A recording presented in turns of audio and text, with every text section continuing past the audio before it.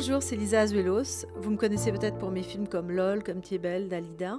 Entre mes films, j'ai décidé de faire un podcast pour vous présenter des gens que j'aime, ou des gens connus, ou les deux.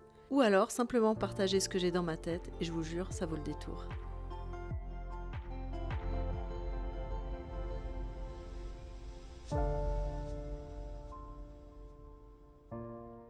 Alors ce que j'aime, c'est qu'on se connaît pas, mais en même temps, on se connaît.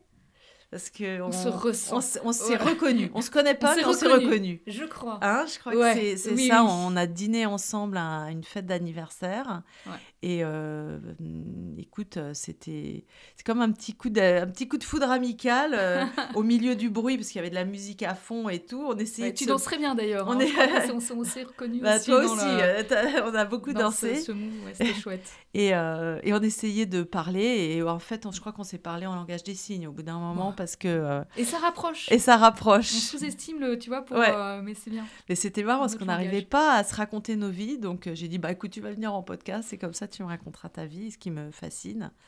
Parce que t'as un peu ma vie rêvée, en fait. Non, mais c'est vrai. Parce que souvent, je me dis, j'aurais adoré faire un best-seller, quoi. J'aurais adoré... puis toi, tu t'en fais plein, en fait. Et j'aimerais bien que tu me racontes, en fait, comment t'es arrivée à l'écriture. Et surtout, ce titre qui est à la fois tellement évident et tellement génial, qui est... il est dur, hein. Moi j'aime bien, on va faire le making of. Ta deuxième vie commence. Quand tu comprendras. Quand tu comprends que tu n'en as qu'une. C'est rigolo. Qui est vraiment un livre que j'ai adoré, qui était, comme il y a eu quoi, 4 millions, tu m'as dit, de lecteurs. À ce jour, À ce jour, donc c'est tellement énorme. 40 pays aussi, c'est étonnant aussi de voir qu'il a fait son petit tour du monde dans des pays avec des cultures tellement différentes. Parce que 40 pays, il y a de quoi faire. Et puis tu te dis, mais bon... T'as fait la tournée de ces pays ? Alors non, j'ai malheureusement pas fait la tournée de tous les pays. Mais t'en as fait quelques-uns. Quelques-uns. Parce qu'il y a des choses différentes qui sont sorties d'un pays à l'autre par rapport Ce qui est extraordinaire, c'est le tour du monde des couvertures aussi. Ah oui. Et comment il s'approprie le concept et voilà, donc régulièrement, des fois je reprends en photo, j'étale toutes les couvertures et c'est fascinant quoi de voir ça. C'est laquelle qui t'a plu le plus ? Mais à part la française, comme ça on choque personne. Non, mais évidemment, tu vois, il y a des cultures tellement éloignées comme ça où tu te dis comment j'ai fait pour rentrer dans ce pays-là. C'est tout en pudeur. Par exemple, même le féminin n'est pas représenté sur la couverture. Tu vois, et pourtant, quand tu vois ce que véhicule le livre, ce roman-là, tu dis, quand même, il y est le livre là-bas et c'est chouette. Surtout pour des causes, moi, les femmes dans des pays où c'est vraiment très, très, très compliqué. C'est extraordinaire parce que les films voyagent quand même beaucoup, beaucoup moins. Alors maintenant, avec Netflix, peut-être un peu plus, mais... Oui. Qu'est-ce que tu faisais avant d'écrire, en fait, des romans ? Alors, moi, tu sais, j'ai un ADN de créatif. Tu me demandais comment ça m'était venu. Je crois que la petite alien qui est venue comme ça avec ce kit de créativité. Donc, j'ai toujours peint, j'ai toujours écrit, j'ai toujours imaginé, inventé. Est-ce que quand tu étais petite, tu te racontais la vie ou ta vie à l'intérieur de ta tête comme une histoire ?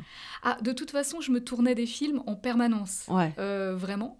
D'ailleurs, quand j'étais très jeune, j'ai aussi un peu connu la vie façon cinéma paradiso parce que j'avais des grands-parents en province qui possédaient des cinémas. Oh, quelle merveille. Non, mais tu vois, donc c'est de toute façon tout un imaginaire où moi, le cinéma, pour moi, c'est ma vie. Enfin, j'adore ça.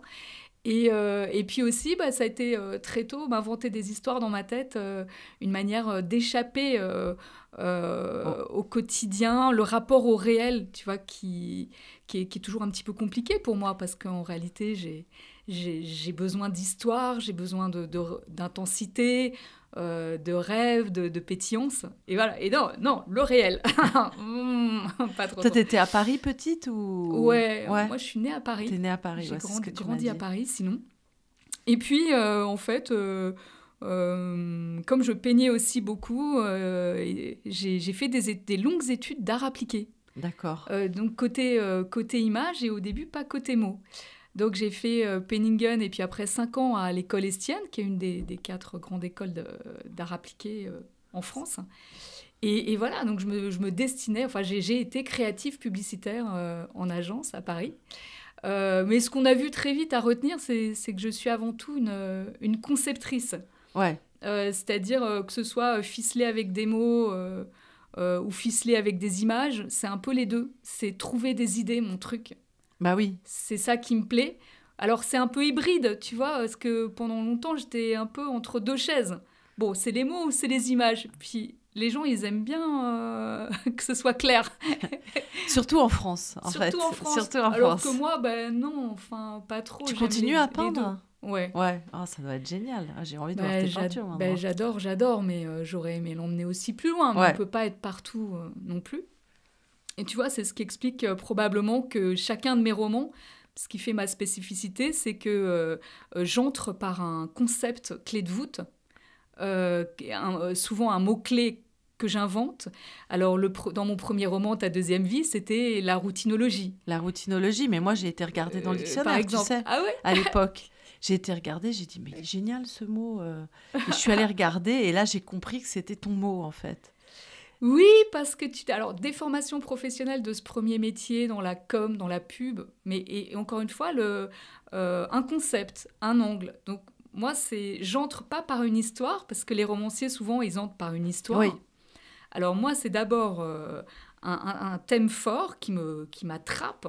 Donc le premier, c'était par rapport à cette routine, cette forme de désenchantement qui nous attrape. Tu as travaillé dans un bureau, moment. Donc si tu étais en agence et tout ça à l'époque. Oui, carrément. Alors après, entre-temps, j'ai quand même eu, pendant plusieurs années, j'ai eu une dernière expérience très difficile en agence. Qui a conduit à un joli petit burn-out qui a été la chance de ma vie, suivi d'une petite crise existentielle façon Lilou dans le 5e élément, genre je ne crois plus à l'humanité, enfin moi qui me faisais une si haute idée de l'humanité et du travail en équipe et tout, et je me suis fait laminer et j'ai dit je ne travaillerai plus jamais en agence. Bienvenue chez les adultes. Bienvenue chez les adultes. Et voilà, je dis, je ne travaillerai plus jamais. Ça, c'était environ à quel âge ce burn-out? Vers 30 ans. Ouais, c'est ça, c'est jeune pour avoir un burn-out. Ouais, non, mais tu sais, j'ai fait tout un peu précocement. De toute façon, on va se raconter comment j'en suis venue à écrire ces livres, ces romans un peu hybrides aussi, avec un 2 en 1 qui me caractérise. Moitié développement personnel, moitié roman. Oui, et alors, je vais essayer de te partager ce qui a fait totalement sens dans un chemin de vie. On s'est dit, bon, c'est ce qui paraît bizarre, et c'est génial à un moment donné comment toutes les pièces du puzzle s'assemblent et finissent par former quelque chose de cohérent. Donc, je t'ai raconté l'ADN de créative. Ouais. Bon, ça, vraiment, voilà, bim, il y en a, chacun son truc. Moi, c'est ça, mon cerveau est fichu comme ça. Et après, il y a eu un truc amusant, au-delà du cinéma paradiso de mon enfance, c'est que je suis tombée dans la psycho très jeune par ma maman, qui d'ailleurs au départ a eu une première vie d'artiste complètement. Donc il y a des petits gènes qui se baladent. Elle, c'est la fille de Jean Noin qui a été un pionnier de la télévision en France et de la radio. Enfin, il y avait, tu vois, voilà. Donc elle a été chanteuse, elle était au petit conservatoire avec Mireille, avec Françoise Hardy et tout ça. Elle a fait un disque, elle a gagné un prix. Enfin, voilà, c'était une première vie. Et puis après, bim, elle a rencontré mon père. Et tous les deux sont ils ont refait leurs études à 26 ans, tout en ayant des enfants. Ouais. Donc, tu vois, les chemins de vie, pour ceux qui nous écoutent, c'est fascinant, ce qu'on fait. Voilà. Et elle a refait des études de psycho, parce que l'humain l'intéressait. Parce que, tu vois, psycho, développement personnel, c'est des mots, moi, qui m'enquiquinent un peu. C'est l'humain qui nous intéresse. Oui, c'est comment ça fonctionne, comment on fonctionne. C'est pas des grands mots, c'est pas des... Voilà, moi, c'est l'humain. Et elle aussi, c'était l'humain. Et cette petite maman qui est extraordinaire, à qui je rends hommage dès que je peux, m'a transmis énormément de choses.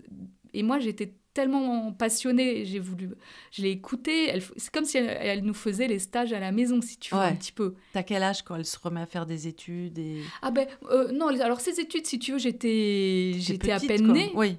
Tu vois, bon, mais après, quand j'ai Elle devient psy, elle reçoit des gens, elle etc. Elle n'a pas été psy, elle a vraiment fait une belle carrière comme consultante formatrice, justement, le côté appliqué. D'accord, génial. Tu vois, c'est-à-dire aux gens à transmettre pour les gens de l'entreprise. C'est quoi l'affirmation de soi, la communication, la gestion du stress, l'intelligence émotionnelle. Ouais. Et puis d'autres outils, par exemple, pour mieux comprendre les différents types de personnalités. Et toi, elle t'apprenait ça Ah, mais moi, j'ai gobé, j'ai tout gobé. Bon, au-delà du fait que c'est une femme avec beaucoup d'humour, de pétillance, et évidemment, on avait énormément de conversations très intéressantes. C'est une humaniste. Ouais. Et d'ailleurs, une femme qui a beaucoup de culture, qui lisait beaucoup, tu vois, d'un temps où on lisait beaucoup. Pas mal. Voilà. Alors, ce petit package-là, et me voilà aussi, jeune adulte, l'autre élément qui a compté, jeune adulte, bon, hypersensible. Je t'ai apporté aujourd'hui mon roman Heureux les fêlés, car il laisse passer la lumière. Donc, tu vois, je ne sais plus combienième roman c'est, mais il m'en a fallu quelques-uns avant d'oser aussi aborder ce sujet de notre part sensible, de notre vulnérabilité. Moi, bon, évidemment, le personnage principal, qui est une hypersensible, c'est moi. Comment tu définirais l'hypersensibilité? Parce qu'on en parle maintenant. C'est quelque chose, j'ai l'impression qu'il y a 5 ans, on n'en parlait pas, et j'ai l'impression qu'aujourd'hui, on en parle énormément. Donc, il y a eu comme une révélation de ça. Évidemment, moi j'ai compris dans le tas que j'étais aussi un peu concernée, voilà. Beaucoup même. Comment tu définirais ça comme une porosité où tu mélanges le réel et le magique, ou comment pour toi est-ce que c'était difficile dans l'enfance parce que du coup tout te faisait un peu mal, les gens étaient un peu méchants ou... Sûr. Alors bien sûr, merci, voilà, oui, il y a beaucoup de choses en fait. L'hypersensibilité, je pense que c'est comme un super pouvoir qu'au début on maîtrise pas du tout. Donc c'est comme les X-Men, tu vois, celui qui il a les rayons qui sortent, les lasers qui sortent des yeux et qui flinguent tous les arbres au début du film. Bon, c'est un peu ça. Au début, c'est plutôt pour le pire et pour le pire, l'hypersensibilité. Et puis, si tu te mets en chemin pour mieux comprendre et comment ça fonctionne, ça peut vraiment devenir extraordinaire. Pourquoi ? Parce qu'un hypersensible, il a des capteurs exacerbés. Ces personnes qui ressentent tout plus fort, plus intensément. Donc, ce qui explique que tu te prends tout. Alors, à la fois, c'est une ouverture extraordinaire. Tu vois, je déploie. Tu vois, tu déploies tes ailes quand tu dis ça. Mais oui, aussi, ça, non seulement je sens tes ailes, mais je sens ta lumière aussi. Moi qui suis en face. Bon, je sais qu'on a de la lumière artificielle aussi, mais parce que je le ressens vraiment. Alors, à la fois, voilà, c'est fabuleux. Mais alors, tu reçois. Alors, évidemment, ça fait beaucoup quand même. Parce que les gens... Alors, ce qui est fabuleux, c'est que tu les captes. Il y a une empathie, une écoute de l'autre. Alors, mais tu les ressens, les autres. Ouais. Mais... Comme des fois dans certains livres, j'ai essayé d'expliquer la différence entre empathie sèche et empathie mouillée. Ce serait quoi ? C'est-à-dire, l'empathie mouillée, c'est que tu deviens éponge. Ouais. Donc, t'absorbes... Le problème de l'autre devient ton problème, voilà, et donc, tu veux le résoudre. Voilà. Moi, j'ai été cette personne jusqu'à il y a 6-7 ans. Voilà, oui, je comprends très bien. Moi toi aussi, t'étais mouillée, t'étais empathique, t'étais éponge. En plus, on est des personnes quand même, on est porté vers l'autre, donc on a envie d'aider, de prendre soin, souvent. En tout cas, c'est souvent que ça se passe comme ça. Mais on commence par tout confondre. Donc, le triangle karpmanien du sauveur, victime, persécuteur, où tu tombes dans les rôles et tu tombes des fois sur des relations un peu toxiques parce que tu sais pas faire la part des choses et être à la bonne distance dans les relations. Et puis, tu te prends aussi la vie de plein fouet, puisque tu es sans filtre, donc tu prends tout comme des vagues. Est-ce que tu pensais que, par exemple, les gens ne mentaient pas ? Parce que moi, j'ai découvert il n'y a pas longtemps que les gens pouvaient mentir. Ouais. Bien sûr, regarde ma petite tête. Oui. Tu la vois, cette ingénuité qui n'a pas encore tout à fait disparu, forcément. Oui. Moi, je croyais que tout ce que disaient les autres était vrai, tout le temps. Mais jusqu'à il n'y a pas longtemps, je te jure, la neuneu de service. Mais c'est OK, parce qu'en même temps, la vie est plus jolie aussi. Enfin, Je me rappelle, un jour, ma cousine m'avait dit « Oh, tu m'énerves, tu aimes tout le monde ». Et je comprenais même pas pourquoi elle m'engueulait, quoi. Enfin, Non, mais moi, je comprends, c'est sûr. Voilà. Alors, l'empathie mouillée, Alors, éponge. éponge et l'empathie sèche, c'est-à-dire vraiment, tu peux accueillir et écouter, être à l'écoute des émotions de l'autre, mais tu vois, il y a sans cette porosité où tout traverse et te gagne. Voilà. Parce que de toute façon, ça n'aide pas. C'est-à-dire, si tu te laisses emporter jusqu'au fond par une personne, par exemple, qui ne va pas très bien, qui gagne? Personne. Ouais. Bon, c'est pas la bonne solution. Non. Bon, enfin, le débat est vaste. Hein, mais, Non, mais de toute façon, enfin, moi, ce qui m'a fait beaucoup comprendre ça, c'est un truc tout con, c'est dans les avions, quand ils disent, voilà, si la personne, si on a besoin d'oxygène et que l'oxygène tombe, d'abord, tu te mets à toi l'oxygène et ensuite à l'autre. Sinon, personne ne va pouvoir aider personne et tout le monde va mourir. Et en fait, quand j'ai lu ça, ça m'a presque aidé à divorcer. C'est une autre phrase, moi, que je me suis inventée, un mantra que je me suis... Et pour les hypersensibles, ce mantra est terrifiant. Et mes enfants, pendant une longue période, m'ont dit « Mais maman, c'est immonde de dire ça. » Mais j'ai dit, voilà, c'est ça, moi, qui m'a aidée à divorcer parce que j'étais plus heureuse et qu'il fallait que je m'en sorte. Ouais. Et j'ai dit, si l'un des deux doit avoir mal, autant que ce soit l'autre. Et cette phrase-là... Pour mes enfants, ils me disaient « Mais maman, c'est monstrueux de penser comme ça. » Ils disaient « Oui, mais en fait, moi, comme je suis gentille et comme je suis hypersensible et tout ça, si je vais bien, je vais pouvoir aider l'autre. » Oui, tout à fait. Tu vois ? Mais c'est le cas. Et c'est le cas. Mais donc, si de toute façon, si l'équation mathématique, c'est l'un des deux va souffrir, autant que ce soit l'autre, parce que moi, si je vais bien, je vais l'aider à moins souffrir. Tout à fait. Et voilà, c'est un peu peut-être ça dont on parle. Mais exactement, puis de laisser aussi, de faire confiance à l'autre. Qui peut s'en sortir. Qu'il a aussi ses ressources, il va se connecter à ses ressources personnelles et il va faire son chemin lui aussi, faire confiance. Et, en fait, c'est de l'abus de pouvoir de ne pas faire confiance à l'autre. Bah, écoute, quelque part. Cas, voilà, le jour où on se dit...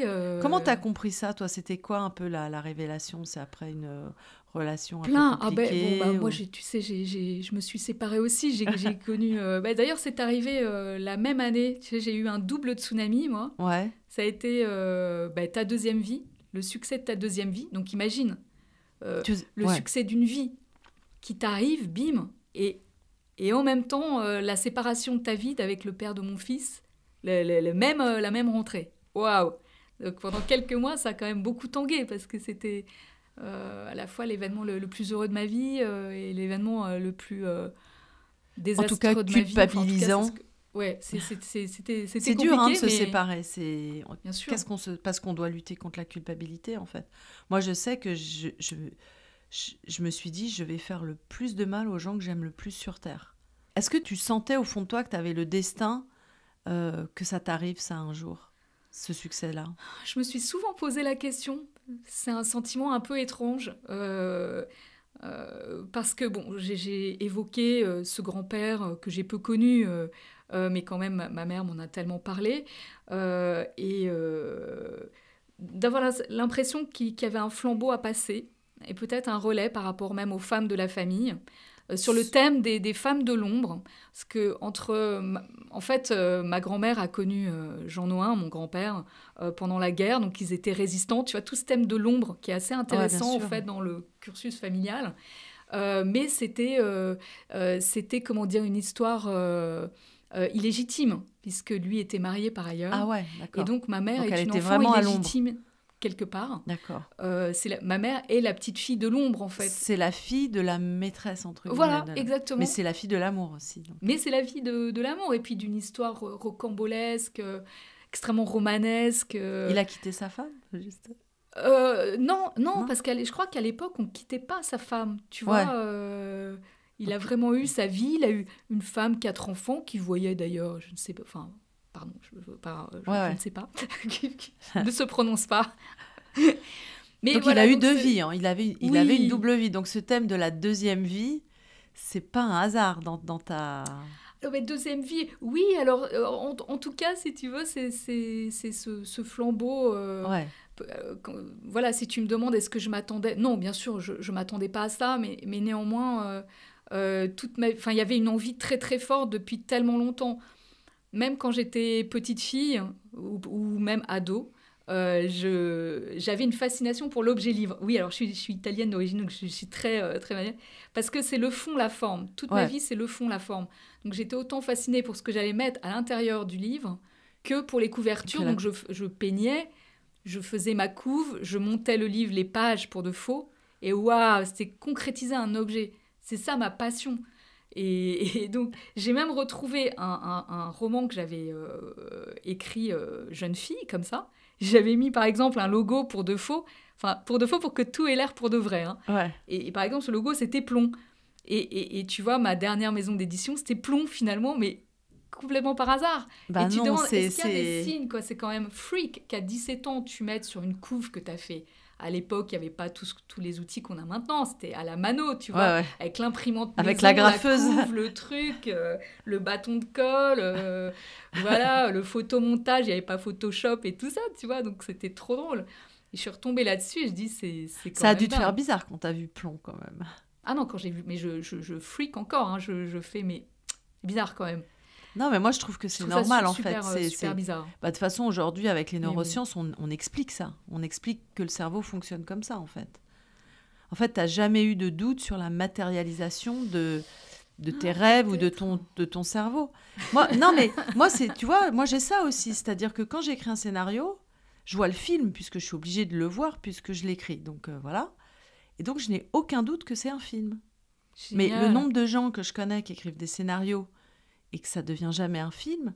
Mais moi, je n'ai pas ce doute-là. Ouais, j'ai tous les autres doutes de la Terre, c'est-à-dire je doute que je rencontrerai quelqu'un que j'aime, je doute que je vais être en pleine santé ou des choses comme ça. Tu vois, je peux avoir des gros doutes sur des gros dossiers, mais j'ai jamais le doute que ce film va exister. Génial. C'est bizarre quand même. Je comprends quelque chose, voilà.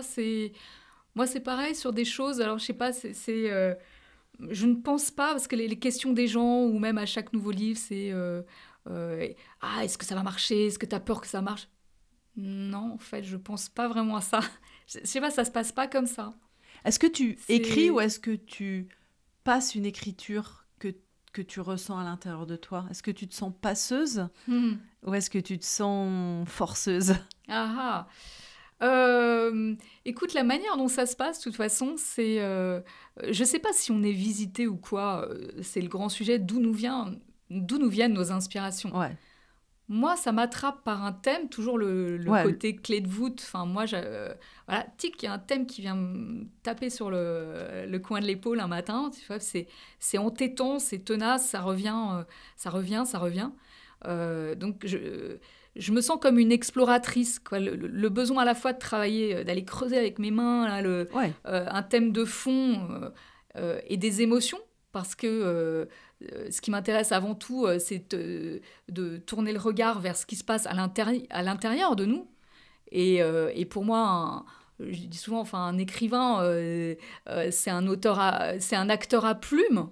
Pourquoi un acteur à plume? Parce que moi, mon rôle, c'est de me mettre dans la tête de chacun des personnages. Bah ça m'est même arrivé d'être un chien dans l'un de mes romans, tu vois.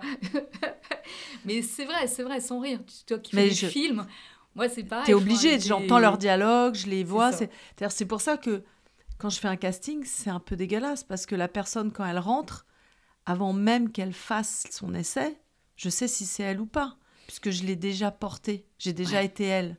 Et tout à coup, ça connecte ou pas. Un peu comme quand on a connecté au dîner, c'est-à-dire que c'est injuste, mais ça va se passer ou pas. Ouais, carrément. Parce que tu l'as vécu. Et du coup, tu as un autre rapport avec les chiens maintenant ou... Non, mais j'aime bien changer les points de vue. Tu vois, c'était pas central, mais ça m'amusait. Mais sinon, la plupart du temps, enfin, je crée un personnage masculin, je vais vraiment être je vais essayer de comprendre un homme, qu'est-ce qu'il va ressentir dans telle situation. Est-ce que ça te donne plus de compassion pour les hommes après, du coup? Moi, oui, parce que j'ai beaucoup de tendresse. Vraiment beaucoup. Nous avons... voilà. Non, mais c'est vrai, je les aime, même si, tu vois, des fois, j'en ai bavé des ronds de chapeau, honnêtement. J'adore cette expression. Mais c'est vrai, hein, Mais malgré tout, moi, j'aime les différences, j'aime tous les âges, j'aime les hommes. Enfin, voilà, la complexité de l'humain dans sa diversité. Et c'est ce que j'espère, à la fin des fins, avoir eu le temps d'explorer un petit peu, Clairement. de défricher. Donc, le premier roman, c'est avec cette histoire de routine. En fait, moi, Ouais. souvent, je disais, la routine, pour moi, c'est la rouille de la vie. Waouh, c'est très joli. Tu l'as écrit, j'espère. Je sais pas. Écris-le parce que c'est très beau. Peut-être que je l'ai écrit, mais je me disais ça. Pour moi, la routine, c'est ce qui m'a fait quitter le bureau. J'ai travaillé dans un bureau 1 an et j'ai dit, cette routine-là va me tuer, donc je suis partie. Ouais.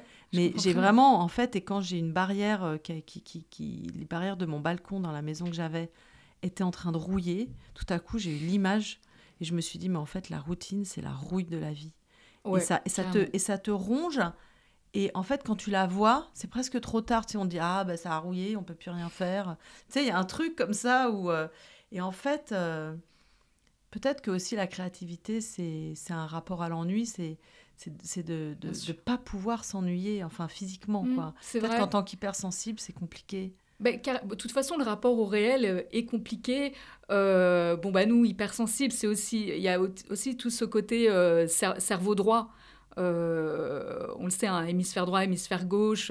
L'hémisphère droit, on est des personnes plus du côté de l'intuition, de la créativité, toutes les choses un peu sensibles, irrationnelles. Donc, évidemment qu'on a un rapport au réel.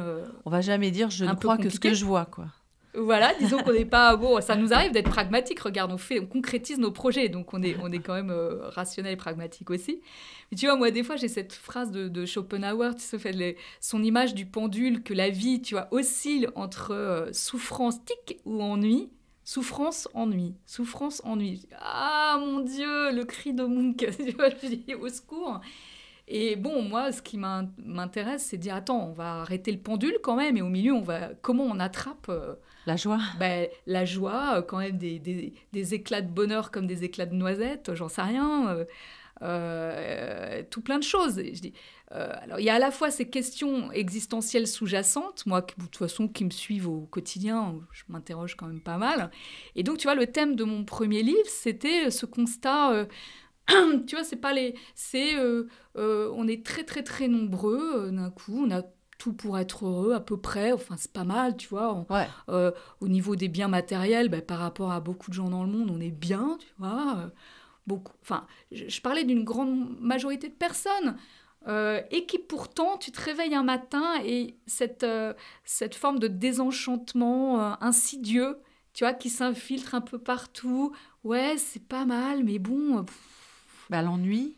Ouais, il manquait quelque chose. Et donc, c'est ce constat-là, en fait, qui m'a donné l'inspiration pour ce thème. Comment on repart un peu à la conquête de ses rêves, comment on retrouve cette pétillance, cette bouffée d'oxygène, cette envie de faire chanter la vie, et pas que vivoter.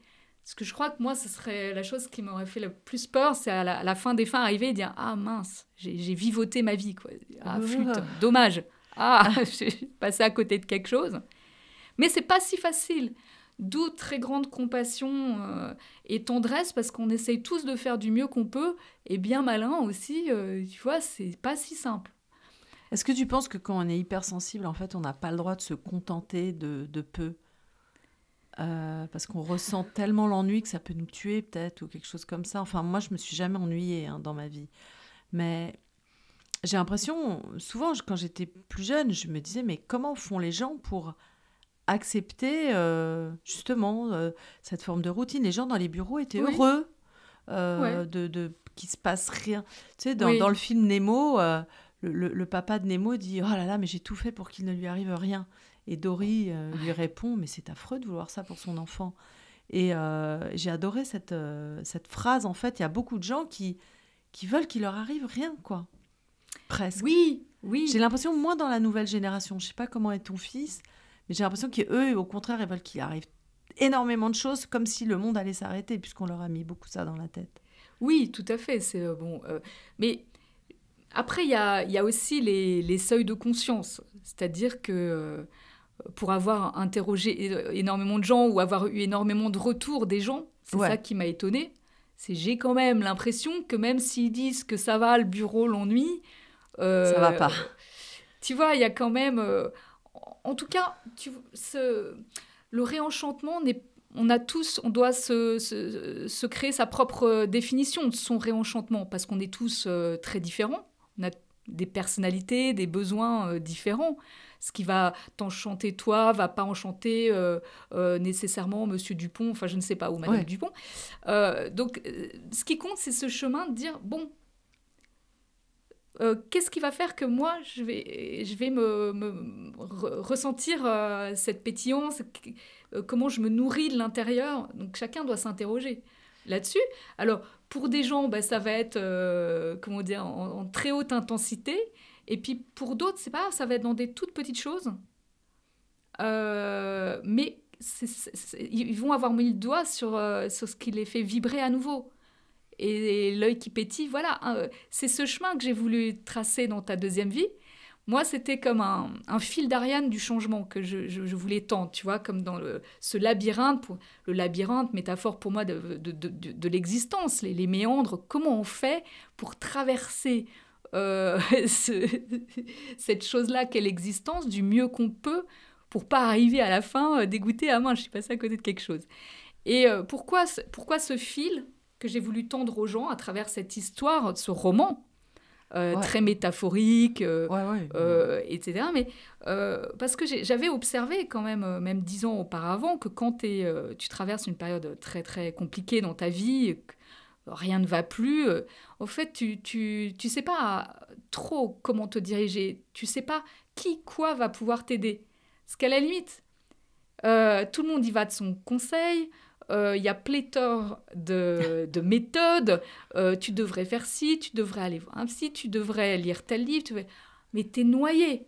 Et en général, c'est dans des moments de ta vie où tu as deux tensions, où tu as juste envie d'être allongé, de regarder les araignées au plafond.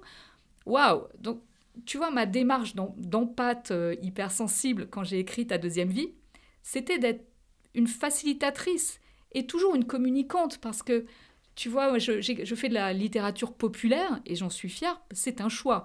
Non pas d'avoir l'air érudite. Alors, j'adore la grande littérature, c'est merveilleux. C'est pas ma démarche. Ouais, c'est d'être une communicante. T'écris pour les gens. J'écris pour les gens. Je suis une passeuse d'idées. J'aime bien me dire je suis une passeuse d'idées. C'est je mets à disposition des idées, des concepts. Que tu as eu le temps de maturer, ou en tout cas la culture, le temps, l'envie. Voilà. Mais c'est drôle parce que j'ai exactement la même définition de mes films. En fait, je suis une cinéaste populaire. Dans le cinéma, je crois que c'est encore moins bien vu que dans la littérature. Je pense que ça se vaut. Ça se vaut, ouais, sûrement. Et parce que mon but, c'est que les gens aillent mieux une fois qu'ils ont vu mes films, quoi. C'est mon seul but. Et tes livres sont ça. Enfin, je pense que on ne fait pas 4 millions de lecteurs si ça ne leur fait pas du bien, quoi. Ben, moi, c'est vraiment le cœur de la démarche. Ça se et sent, je ressens quoi. Chez toi aussi. Voilà, je pense qu'on a des jolies passerelles dans nos démarches, parce qu'on a peut-être le même... Tu vois, je fais comme ça parce que c'est des élans, en fait, qui sont... Je pense qu'on ne triche pas, et quand on sent qu'on ne triche pas, toute cette conversation, tu vois, j'ai essayé d'expliquer... ça fait comme un chemin, pardon. On est à l'écoute, mais c'est pareil. Comment tout a été pertinent. C'est pas un jour, je me suis réveillée et je vais écrire un roman. Je vais écrire un bouquin. Non, c'est vraiment maturé depuis la prime enfance et très connecté à profondément qui je suis. Moi, c'est ce que j'essaie en filigrane dans les livres, de dire, bon, ben voilà, je pense que tout va mieux le jour où, bim, t'as accepté qui t'étais, t'as un peu pigé pourquoi t'étais là, ça a donné du sens à ta vie, et t'as accepté ta mission, quoi. Ouais, un petit peu. Il y a tellement de gens qui n'ont pas la sensation d'avoir une mission. Et moi, j'arrive pas à y croire, en fait. Je me dis, c'est tellement dur de devenir vivant.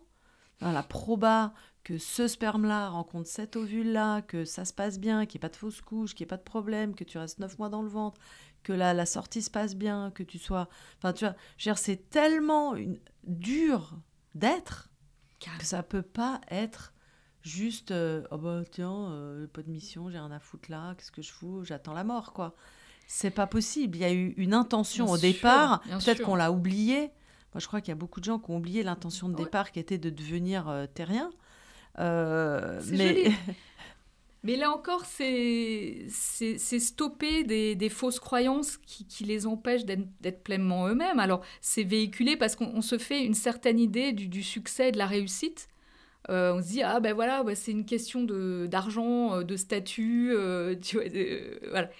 Non. Enfin, je veux dire, j'ai rencontré dans ma ville, voilà, quelqu'un qui avait changé de vie, qui était devenu boulanger, mais qui s'est mis à faire des boulangeries sociales parce qu'il avait repéré que les petites personnes âgées, là, elles étaient bien seules. Voilà, je veux dire, déjà, j'ai envie de voir qui c'est, j'ai l'invente, envie quoi, de le tu vois. rencontrer, j'ai Mais envie de... tu aurais vu, bon, j'ai été l'interviewer, je l'ai rencontré, cette personne. Le visage, ouah, ça se connaît. Enfin, quelqu'un qui C'est a... un homme ou une femme? C'est un homme, par exemple. Et qui faisait quoi avant? Ben non, mais je crois qu'en plus, non, vraiment, il était dans l'entreprise justement, et ça s'était fait complètement par hasard, une rencontre, l'opportunité d'acheter ces locaux un peu fous pour en faire une boulangerie. Et d'apprendre le métier sur le tas, quoi. Enfin, C'est extraordinaire. vraiment, Hein, quelque ça, chose de fou comme ça. Mais après, on voit, c'est cette... alors, on parlait, tu vois, de notre hypersensibilité, mais tout ça, c'est des états ressources. C'est vrai que dans mes livres, ou même dans Le Bazar du zèbre à pois, qui est, je crois, mon quatrième roman, c'est un hymne aux audacieux et aux esprits libres. Et c'est pas d'écrire une méthode, j'ai voulu, à travers le personnage de l'inventeur, essayer de faire comprendre aux gens comment naissent les idées, les initiatives. Enfin, voilà, parce que ça, en fait, dans notre système, c'est aux antipodes, parce on privilégie plutôt la pensée rationnelle, ce qui est pragmatique, etc. Et moi, j'ai envie de leur apprendre à rêver. Mais en le racontant à travers des belles histoires. Il y a un lien avec le monsieur de la boulangerie. ouais, mais bien sûr. Parce que cet état ressource d'être dans la créativité, pas dans je m'auto-censure mes rêves. De toute façon, la vie, faut la gagner. Oui, Nanana. voilà, tout ça qui te remet dans quelque chose d'étriqué. Voilà. Et par exemple, dans le livre, moi, c'était comment on pousse les murs, comment on dessine des fenêtres. Et on commence par rêver, et après on met des critères de faisabilité. Tu vois, voilà, bon, il y a les deux. Hein, on a les deux facettes, pragmatique et le rêve d'abord quand même. Et cette personne qui a suivi j'allais dire un mot terrible, son cœur, oh my God, ça y est, ouais. je suis une douce rêveuse. Ouais, son cœur et ses guts, quoi, ses tripes et son cœur. J'aime bien qu'en anglais on dise guts, parce que c'est vrai que le courage, en fait, le cœur, ça apporte le courage dans la langue française, et en anglais on dit les guts, c'est le ventre. Ouais. Et moi je me retrouve dans les deux, en fait, je pense que l'un sans l'autre c'est compliqué. Et c'est un peu ce que tu décris, c'est-à-dire que le cœur amène cette cohérence, cette pétillance, ce rêve, etc. Et les guts amènent, c'est les intestins en fait, les guts. Et quand on dit que c'est le deuxième cerveau, que ton ventre, c'est le deuxième cerveau, ils sont même en train de se rendre compte que c'est le premier, ça permet vraiment d'asseoir le socle de faisabilité en fait. Et c'est un courage qui a un autre niveau, qui n'est pas au niveau du rêve éthéré, c'est le rêve concret, celui qui fait la matière, qui crée les déchets, qui crée, tu vois, notre caca, mais qui fait aussi qu'on absorbe et qui nous donne tous nos nutriments et notre force, quoi. C'est vrai. Et c'est intéressant dans les deux langues, cette chose. Et moi, j'adore le titre de cet autre roman, Heureux les félix, car il laisse passer la lumière. Merci, ouais. Et c'est la définition du diamant, en fait, qui est du charbon qui a laissé passer la lumière. C'est ça, le diamant. Wow. Et c'est incroyable. Et c'est pour ça que c'est indestructible, en fait. C'est beau. Super beau, ça. Bah oui, mais tu vois, comme image. Ça, je n'avais pas cette image-là. Merci, c'est vraiment ça, en fait. S'il n'y a pas la fêlure de la lumière, tout reste du charbon. Et ce qui est assez drôle aujourd'hui, c'est de voir cette taxe carbone, en fait, qui est donc le charbon, qui est vraiment... et c'est le carbone, c'est la seule chose qui nous définisse en tant qu'être humain. qui est dans la table des matières chimiques, tu vois. Un être humain, c'est quelqu'un qui a du carbone. Et quand on dit qu'il va y avoir la taxe carbone, c'est comme si les humains allaient être taxés d'être humains. Mais en fait, ils ne peuvent être humains que s'ils laissent passer la lumière. J'écoutais quelqu'un aussi qui disait que parfois on a un jumeau dans le ventre, qu'ils ont l'air de dire que de plus en plus de grossesses, il y a un jumeau, entre 25 et 100% des grossesses, avec un jumeau qui part soit au bout d'une semaine, soit au bout d'un mois, soit au bout de 2 mois, enfin bon bref. Parfois quand on est enceinte et qu'on saigne, c'est qu'il y a un jumeau qui est parti, mais on s'en rend même pas compte, on ne le ressent pas. Sauf que pour la personne qui est à l'intérieur, en fait tout à coup ce jumeau apportait beaucoup de lumière et que tout à coup il est plongé dans une obscurité effrayante. Et vraiment, j'ai aussi un ami qui est resté 5 jours dans le noir complet. Et il a dit, j'ai jamais eu accès à autant de lumière. Waouh. Et donc vraiment, on oublie à quel point on est des êtres de lumière, mais pour ça, il faut être fêlé et laisser rentrer la lumière, parce qu'on est lumière aussi. T'es sûr? Est-ce que ça, tu l'as ressenti ou... Pleinement. Ouais. Et tu vois, j'ai mis quand même bien des années avant d'oser écrire ce livre, puisque moi-même, dans une première vie, j'avais du mal à m'accepter telle que j'étais.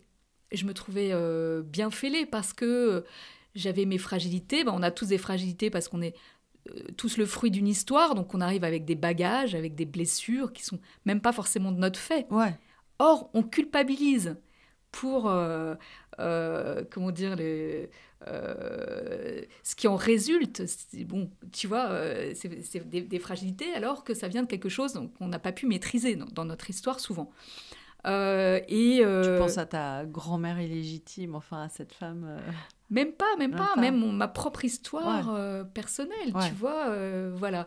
Et donc, moi, j'étais persuadée d'être un peu inadaptée, pas assez forte.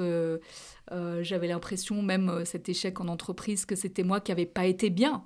Alors que j'avais été victime d'un harcèlement moral bien gratiné. Tu vois, et c'est fou comme... c'est ça, cette culpabilité, alors qu'en fait, c'est même pas de ta faute. Mais... et que quelqu'un a été vraiment dans le harcèlement. Probablement qu'il a été harcelé petit ou j'en sais rien, mais on s'en fout. Mais en même temps, c'est pas parce que ton enfance a été pourrie, il faut faire chier les autres. Hein. Ça, c'est un autre mantra. Exactement. Mais c'est vrai que accepter... Enfin, tu vois, le fait que j'avais toujours l'impression que les autres pouvaient faire plus que moi, tu vois, ou avaient... parce que l'hypersensible aussi, sa jauge à énergie, tu vois, moi j'ai par exemple une énergie je suis en haute énergie pendant un certain temps. Par contre, ayant des capteurs, tu vois, je vais peut-être avoir mon énergie qui va baisser plus vite et avoir des coups de pompe, tu vois, et d'avoir l'impression que donc les autres ont plus de force que moi, ou vont aller plus loin, Duracell, ils vont aller un peu plus loin. Je sais pas. Eux, ils ont les meilleures piles. Le lapin a une meilleure pile. Eux, ils sont mieux que moi, de toute façon. En fait, ça a été ça longtemps. Et puis aussi de réaliser... plus j'ai quand même... Enfin, mieux j'ai accueilli, en fait, ma part vulnérable et sensible, enfin, sans me flageller. Quand j'ai mis de côté le martinet, j'ai pu refocaliser aussi sur tout ce que j'avais vachement bien quand même, tu vois, globalement. Et donc après, je me suis vraiment reconnectée à ma pleine puissance quelque part, même si j'aime pas le mot. Et là, mes ailes ont commencé à se déployer. Et la peur a reculé. Parce qu'elle prenait dirais la peur de quoi ? En fait, tout ça, si tu veux... la peur d'être jugée. La peur, les fausses croyances, l'impression d'être bof, tout ça, toutes ces choses limitantes, c'est comme des barils, tu sais, qu'on mettait à l'arrière des bateaux qui freinent l'avancée, que ça freine. Tu vois ? Donc, malgré tous mes efforts, ça n'arrivait pas à avancer comme je voulais. Et puis... moi, finalement, quand j'étais en entreprise, c'est là, enfin, soi-disant un contexte, un statut de sécurité, le CDI, c'est rassurant, c'est bien, c'est la sécurité. J'ai jamais eu aussi peur de ma vie, entre guillemets, que ces années-là. T'avais peur de... tu sais, de pas mériter ce job ou qu'on allait te virer de toute façon, ce qui était fou, c'est qu'en fait, on me limitait énormément. On me maintenait dans une petite case qui convenait aux gens qui supervisaient. Et c'était un management qui n'était pas à l'écoute des rythmes. Enfin, je crois beaucoup aux énergies, aux rythmes. Comprendre qui l'on est. Et alors, on a tous un mode de fonctionnement un petit peu différent. Et donc, au lieu de t'aider à te révéler pleinement, on t'étiole. On te met sous cloche et la bougie, elle s'éteint. C'est ce qui s'était passé. Alors que quand j'ai recommencé à prendre le lead, et je pense que quand on prend le lead, qu'on fait ce travail de comprendre comment on fonctionne, qu'on se respecte, donc au lieu de dire « Ah oui, mais moi, j'ai besoin, là, je vais faire une petite pause, je vais faire une sieste une demi-heure, excusez-moi, voilà, parce que c'est comme ça qu'après, je vais vous donner le meilleur de moi-même. » Ok. Mais quand tu es bien compé, en général, les autres l'acceptent assez bien. Ouais. Voilà. Il paraît que la jeune génération en entreprise fait ça beaucoup, ça choque beaucoup l'ancienne génération. C'était une femme là, qui m'a raconté ça, une productrice. Elle a demandé à une fille, elle lui a dit, à sa graphiste en interne, elle lui a dit, bon, demain, TF1 me demande une petite... tu vois, il faut que tu fasses ce dessin pour demain matin, TF1 a besoin. Elle a dit, oui, ce sera demain 10h. Elle lui dit, non, j'en ai vraiment besoin pour demain 10h. Donc non, il me le faut ce soir. Elle dit, non, là, il est 18h, je vais rentrer chez moi. Elle a dit, non, en fait. Elle lui dit, si, 18h, je rentre chez moi et ce ne sera pas avant 10h demain. Mmh. Et en fait, elle a été hyper choquée. Elle s'est dit, mais enfin, cette génération qui ne veut pas en foutre une, etc. Et en même temps, elle avait beaucoup d'admiration de pouvoir si jeune. Et en fait, maintenant, la génération, elle dit, moi, il faut que je puisse bosser de chez moi 2 jours par semaine parce que j'ai besoin d'être chez moi. Je partirai à telle heure, je ne vais pas faire des heures sup, tu ne vas pas me parler comme ça, tu vas pas... Ils n'ont pas besoin de prouver par le travail et par le fait d'être harcelés au travail qu'ils ont de la valeur. Et c'est chiant pour beaucoup de gens au boulot, mais je crois que ce message-là, il est bien passé auprès de la jeune génération, en tout cas. Oui, enfin, tu vois, on dose, on essaye de réfléchir à tout ça en bonne intelligence. Bien sûr, quand il y a un coup de charrette, évidemment, normalement, bien sûr, oui. On est sur le pont, mais moi, c'était remettre de l'intelligence là-dedans. C'est-à-dire, ce qui compte, c'est quand même le résultat. Ouais. Qu'est-ce qu'on a réussi à sortir ? Plutôt que, disons, de faire tout comme ça. Nous, à l'époque, dans une des premières agences, par moment, on devait faire semblant de travailler parce qu'on était entre 2 briefs créa. On attendait. Mais tu vois, c'est ça que je trouvais ridicule. Le bullshit job, quoi. Le bullshit. Ah mince, j'ai pas de taf. Mais il faut pas que j'ai l'air de pas travailler parce que ça va être super mal vu. Ça, c'est un peu crétin parce que il faut c'est un peu le résultat aller faire un tour, aller voir une expo ou je sais pas, ou se nourrir autrement ou préserver ses énergies pour être à fond quand ça y est, quand ça va tomber le brief. Pourquoi pas? J'espère que ça va changer au travail. Je pense que de plus en plus, en fait, aujourd'hui, ça change, mais bizarrement, je crois pas aussi vite que ça en entreprise, quoi. Mais il y a quand même eu du progrès depuis. Et qu'est-ce que tu as découvert ou dit en fait dans ce livre sur les fêlés? Moi, j'adore ce titre, donc j'ai envie de t'en parler. Ah non, merci. Ça me fait très plaisir. Il me tient à cœur forcément parce que j'avais vraiment envie que ce soit un roman réconciliateur. Parce que pour moi, on a tous... Enfin, ombre et lumière sont les 2 faces d'une même pièce. Et en plus, ça va très très loin le sujet parce que dans la nature... Ces polarités, on la retrouve absolument partout. Yin-yang, enfin, cette opposition de force, enfin, ça va assez loin. Et masculin, donc, féminin, allez, on le lâche, c'est pas grave. Allez, tout, tu vois. Et cette complétude, en fait, on peut pas occulter et trancher une partie. De même que dans le monde, on pourrait pas dire, on garde que, tu vois, oulala, tu vois, que les forts et les... Non, ça forme un tout cohérent. Et moi, ce qui me plaisait, c'était de vraiment pouvoir partager à travers cette belle histoire combien c'est génial de se réconcilier avec cette part de nous plus vulnérable, parce qu'on a tous un talon d'Achille. Seulement, socialement, on est quand même... on est nombreuses à penser que le voisin, il n'en a pas.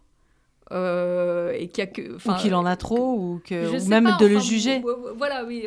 Ou en tout cas, c'est caché. Toi, tu dirais une part que c'était cachée. quoi ce talon d'Achille? Ouais. Le mien, tu veux dire moi, si tu veux... Moi, par exemple, c'est l'envie de tuer les autres. Hein. C'est une violence... Non, mais je me suis rendu compte récemment, hein, il y a 1 an. Il s'est passé un événement, la personne s'est vraiment excusée magnifiquement. Ouais. Et l'envie de le tuer, quand même, n'est pas partie. Et je me suis dit, tiens, là, il y a quelque chose qui se dit à travers ce besoin d'exterminer quelqu'un qui m'a fait du mal, malgré le fait qu'il m'ait demandé pardon de la plus jolie des manières, avec bouquet de fleurs et tout, quoi. Et à partir de là, j'ai été voir cette ombre de tuerie, quoi, presque. Et tout à coup, au lieu de dire c'est mal, je devrais pas sentir ça, j'ai fait ok, tuerie. Pourquoi tu viens me voir? Pourquoi tu es en moi? Et j'ai commencé à, comme tu dis, c'est ça que j'aime dans ton expression de dérouler le fil du labyrinthe. Oui, ouais. Je suis rentrée dans le labyrinthe de mon cœur et de mes guts, parce que c'est vraiment, les guts, c'est aussi un gros labyrinthe. Et j'ai été voir jusqu'où allait cette chose, et je me suis tout à coup revue vraiment extrêmement petite et faible, qui avait besoin de cette énergie parce que je me faisais torturer petite par des oufs, quoi. Donc, c'est ça.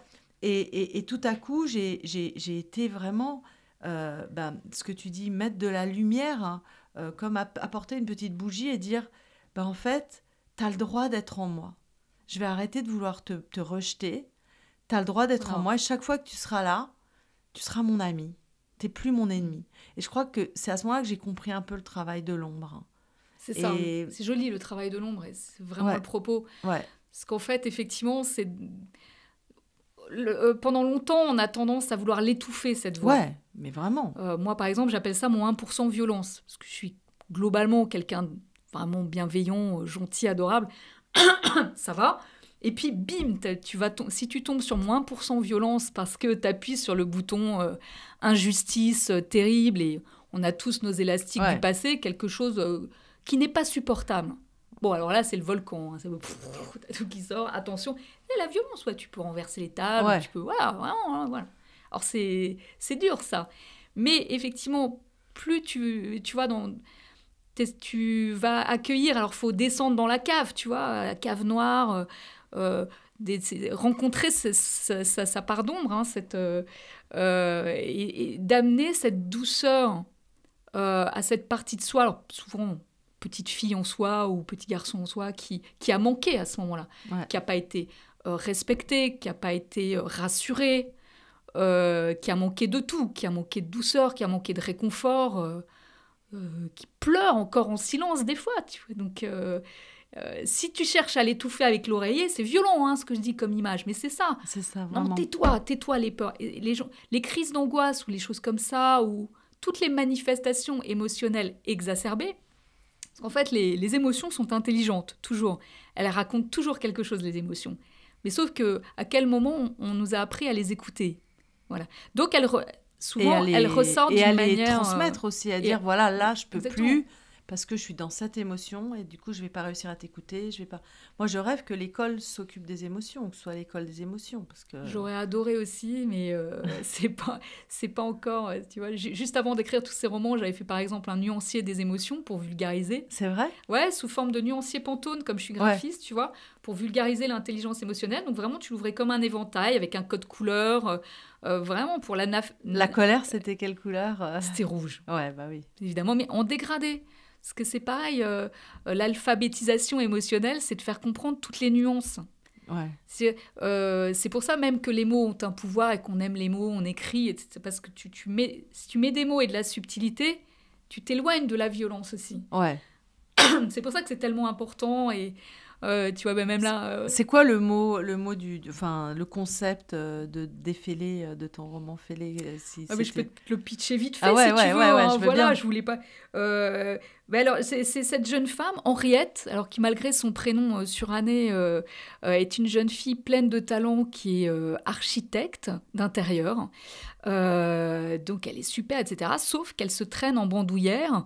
cette hypersensibilité un petit peu envahissante, souvent livrée avec l'anxiété qui va de pair, et qui lui joue parfois des tours. Notamment, concept clé du livre, la trophobie, dont elle souffre. Mot que j'ai inventé, comme d'habitude, parce que pour moi, c'était tellement visuel, c'était quand ça fait trop, ça monte, et bim. Tu vois, elle n'ose pas dire ses limites, et souvent, c'est crise d'angoisse ou manifestation pénible, enfin voilà, socialement. Le trophobisme, donc. Voilà, exactement, trop, et bim, ça lâche. Ce qui fait qu'elle est fragile, un peu vulnérable socialement. Alors, elle essaye de se planquer et de travailler en freelance. Et puis, il y a l'une de ses très bonnes clientes, quand même, elle a fait un super boulot dans sa maison, qui rêve de se créer des très beaux jardins dans sa maison de Rueil. Donc, elle rêve de faire Rio à Rueil, ma maison, bref. Et donc, du coup, elle va être obligée de collaborer avec Auguste, lui aussi qui a un prénom qu'il faut savoir porter, qui est à la fois celui d'un empereur et celui d'un clown, pas facile. Dualité, frise. Et donc voilà, mais sauf que lui, en fait, c'est un petit théâtre des ombres, ce roman, parce que, évidemment, chacun avance masqué avec ses fragilités. Alors, quelle pouvait être la fragilité d'un homme, enfin, un peu emblématique. Donc lui, c'était vraiment la peur d'être pris en flagrant délit de défaillance. Alors c'est à la fois professionnellement, donc sur contrôle, assuré, performé, etc. On verra dans le livre, donc voilà, ça pouvait même aller jusqu'à dans son rapport avec les femmes. Il n'arrive pas, dès qu'il commence à avoir des sentiments, ça bloque. Voilà. Donc, il a cette problématique-là, et c'est très sensible, c'est très... voilà. Et au début, lui, il voit cette collaboration, il est plutôt d'un mauvais œil, parce que justement, il est peut-être sur le point d'être promu associé dans ce cabinet d'architecture paysagiste, et puis il voit cette jeune femme talentueuse avec qui on le contraint à collaborer, voilà, et est-ce qu'elle va lui piquer sa place, enfin, quelque part, ou lui faire de l'ombre, justement, on revient à l'ombre, et donc voilà, et après, autour de ça, tu as toute une galerie de personnages secondaires, où chacun, tu vois, tu as le grand Tony, qui est le chef de chantier, où tu dis, voilà, vraiment, typiquement, l'homme de terrain, la terre, alors il y a plus cette histoire, tout ce côté végétal, très exotique, très sensoriel, parce que j'avais envie aussi de les faire rêver, tu vois, ça va les emmener jusqu'en Italie, voilà, ça va être très charmant. Et ils ont tous une peur inavouable, mais qu'ils ne montrent pas. Alors, je ne sais pas si je le révèle là, tu vois, mais bon, un grand gaillard, on va laisser, voilà, ou l'autre, le petit jeune qui n'a pas fait d'études, qui était en apprentissage voilà, lui aussi, il a sa peur masquée. Comment les uns et les autres, une fois que les masques vont tomber, qu'est-ce qui va se passer? Est-ce qu'ils vont s'épauler, se faire grandir? Enfin, il va se passer plein de choses, et c'est très très joli. Et au final, ce qu'on redoute tant, c'est à ce moment où le masque tombe et où l'autre, bim, tu exposes ça y est, mince, oups, on voit ta fragilité. Qu'est-ce qui se passe? Est-ce que tu es jugé, ou est-ce qu'au contraire, dans les strates de l'intime, enfin, ce qui est le plus chouette dans la vie, c'est qu'est-ce que c'est commencer à connaître vraiment l'autre, l'aimer. Et puis savoir que tu peux être aimable même à poil, quoi. Enfin... Et puis ce n'est qu'une partie de toi. On n'est pas assis, on n'est pas que ses failles, bien au contraire.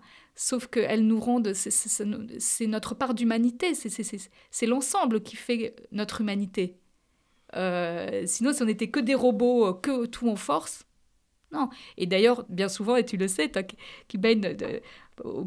est artiste, et les artistes, bien souvent, c'est ce supplément d'âme, c'est cette petite fêlure qui nous caractérise, et qui crée des élans artistiques, parce que humanité. Ouais, ça c'est clair. Et le dernier, alors, livre? Et vécurent heureux malgré tous ces enfants. Tous leurs enfants. Oui, ça, c'est vraiment sur un livre sur la parentalité, mais avec un angle quand même original.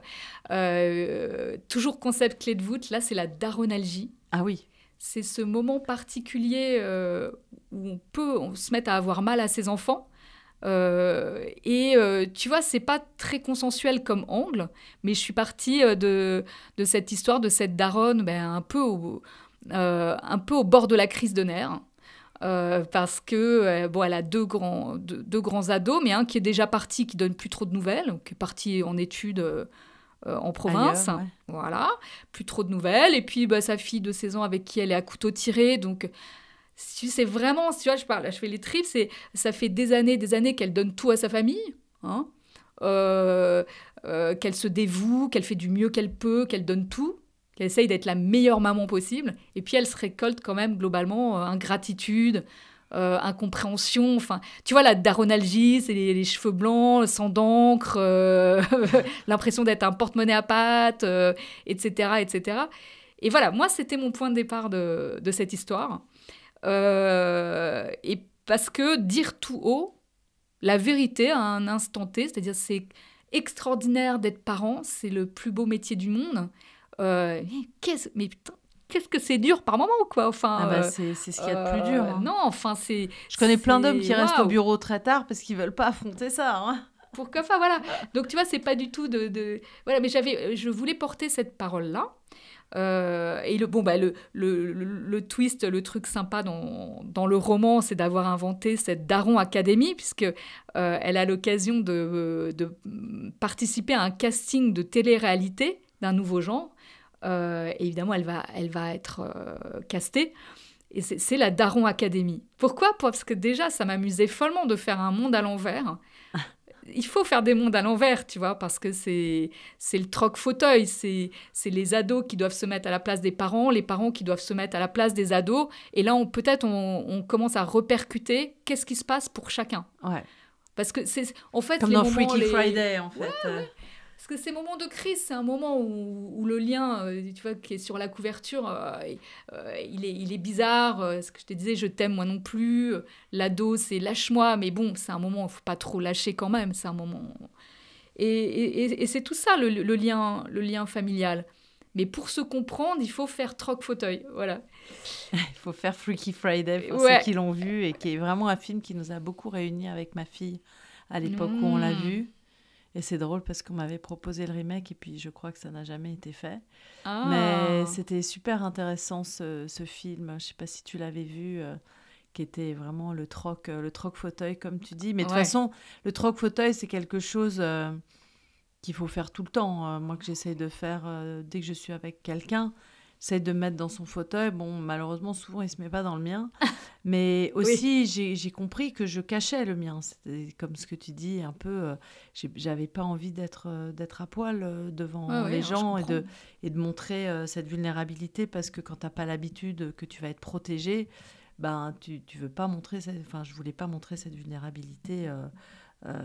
Maintenant, je le fais. Même et surtout, quand je rencontre un homme, maintenant je dis, voilà, moi, dès qu'il y a des sentiments, des émotions, ça va devenir nul et voilà, il va falloir m'aider avec ça parce que sinon, ça va être compliqué, quoi. Et je préfère le dire parce que, en fait, sinon, je me force à être quelqu'un que je suis pas et c'est tellement lourd.